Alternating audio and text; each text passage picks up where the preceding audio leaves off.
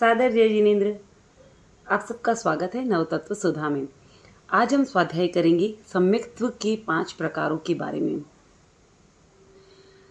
तो कहते हैं जिस जीव ने भी एक बार सम्यक्त्व का स्पर्श कर लिया उसका मोक्ष का आरक्षण पक्का हो जाता है।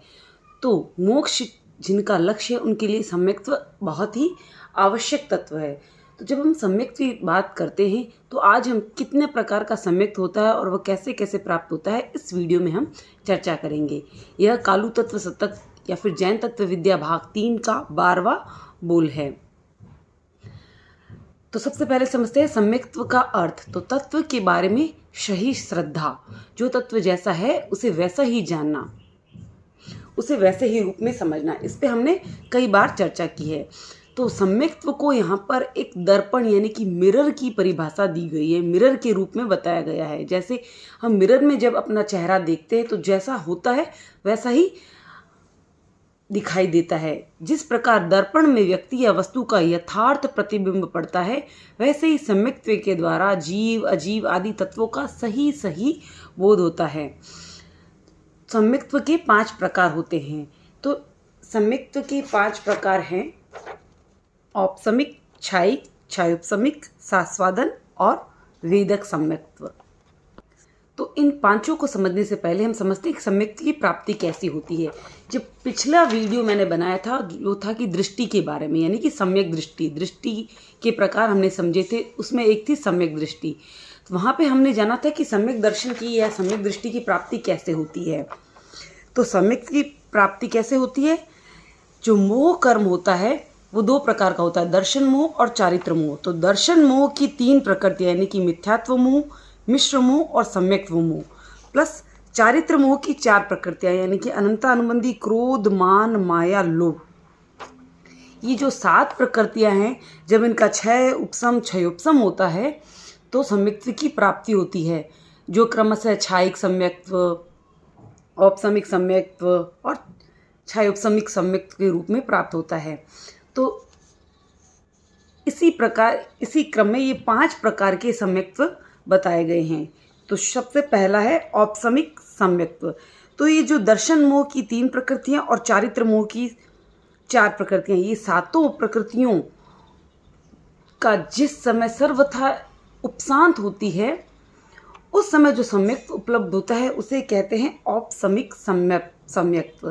तो जो औपसमिक सम्यक्त्व की जो स्थिति है या उसका कालमान है वो अंतर्मुहूर्त का होता है, उसके बाद उसमें बदलाव आ जाता है।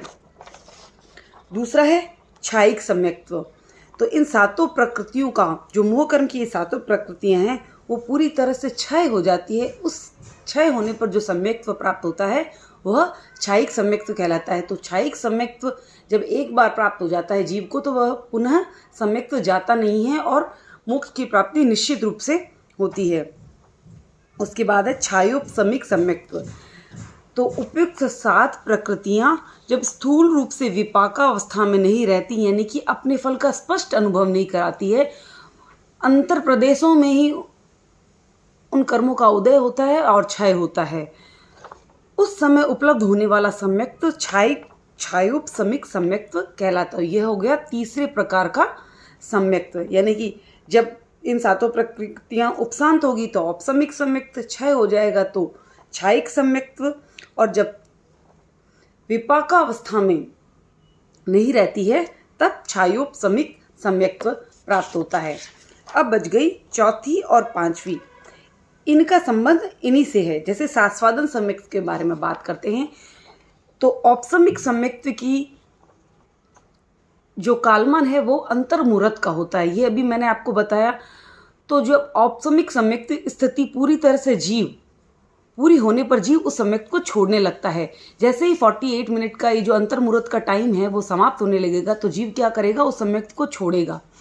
तो जिन क्षणों में सम्यक्त्व पूरा नहीं छूटता और मिथ्यात्व की दशा उपलब्ध नहीं होती, उन क्षणों में होने वाला सम्यक्त्व सास्वादन सम्यक्त्व कहलाता है। जैसे पेड़ की पत्ती है जो पेड़ से गिर रही है, पेड़ से गिर गई है लेकिन जमीन पे नहीं छुई है, बीच की जो अवस्था है वही है सास्वादन सम्यक्त्व। यानी कि सम्यक्त्व छूटने लगा है लेकिन पूरी तरह से छूटा नहीं है, मिथ्यात्व की प्राप्ति भी नहीं हुआ है। तो उन क्षणों में जो सम्यक्त्व है वह है सास्वादन सम्यक्त्व कहलाता है। जब जीव अंतराल गति में होता है तब भी यह सम्यक्त जीव के साथ होता है। उसके बाद है वेदक सम्यक्त्व। तो छायोपशमिक सम्यक्त्व जब जीव के पास होता है, उससे जब जीव उससे आगे बढ़ के जब छायिक सम्यक्त्व की तरफ जीव जाने लगता है, उपलब्ध करने वाला होता है, यानी कि छायिक सम्यक्त्व की प्राप्ति होने वाली होती है। जीव अनंता अनुबंधी चतुष्क, ये जो अनंत चारोत्र मोह की चारों प्रकृतियां हैं और दर्शन मोह की तीनों प्रकृतियां हैं, कि अधिकांश दलिकों का क्षय कर देता है, यानी कि मोटा मोटी स्थूल रूप से उनका क्षय कर देता है। शेष रहे पुद्गलांशों का क्षय करता हुआ जीव अंतिम समय में एक समय में सम्यक्त्व मोहनीय का जो वेदन करता है, जो सम्यक्त्व मोहनीय दर्शन मोहनीय की जो प्रकृति है, सम्यक्त्व मोह अंतिम समय में जो उसका वेदन करता है, बाकी सारी प्रकृतियों का लगभग दलिकों का क्षय हो गया है। केवल सम्यक्त्व मोह का क्षय करता हुआ जीव अंतिम एक समय, जब छायिक सम्यक्त्व प्राप्त होने में एकमात्र एक समय, जो कि समय की सबसे छोटी इकाई है, उतना ही कालमान शेष रहता है, तो उस समय जो सम्यक्त्व का वेदन करता है उसे कहते हैं वेदक सम्यक्त्व कहलाता है। तो जीव अंतिम एक समय में सम्यक्त्व होने का जो वेदन करता है वह वेदक सम्यक्त्व कहलाता है। ये हमने समझी सम्यक्त्व की पांचों प्रकार। अगले वीडियो में हम सम्यक्त्व की प्राप्ति के हेतु क्या हैं और क्या ऐसे लक्षण हैं जिनसे हमें पता चल जाता है कि यह जीव सम्यक्त्वी है या नहीं, इन पर चर्चा करेंगे। तो अगर आपको वीडियो पसंद आए तो प्लीज़ इसे लाइक कीजिए, चैनल को सब्सक्राइब कीजिए और मेरे साथ बने रहिए। ओम अरहम।